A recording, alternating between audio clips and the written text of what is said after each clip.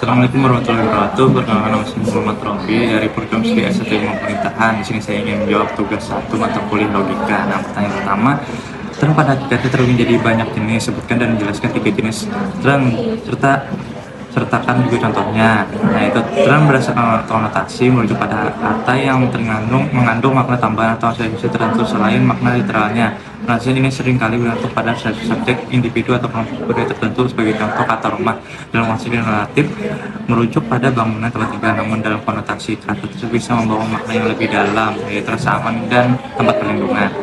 Yang kedua adalah term berdasarkan denotasi. Term berdasarkan denotasi merujuk pada makna literal atau harfiah sebuah kata, yang dimana denotasi ini artinya tidak mempengaruhi oleh interpretasi atau asosiasi budaya tertentu. Misalnya kata anjing secara denotatif merujuk pada seekor hewan mamalia.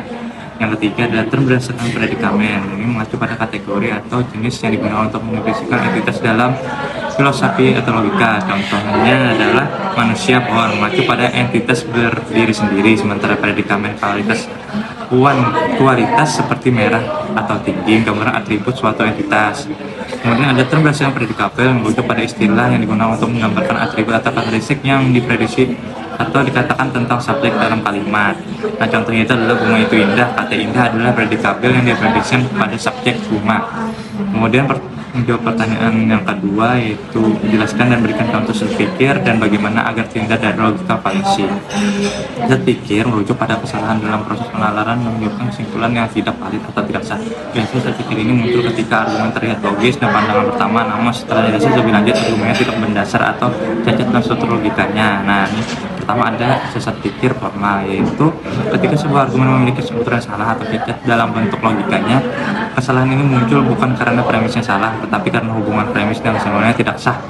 Contohnya yaitu seperti semua A adalah B, semua B adalah C, maka semua A adalah C. Akhirnya ada set pikir verbal. Set pikir verbal berkaitan dengan bahasa yang tidak jelas atau ambigu dan berhubungan kesalahan itu.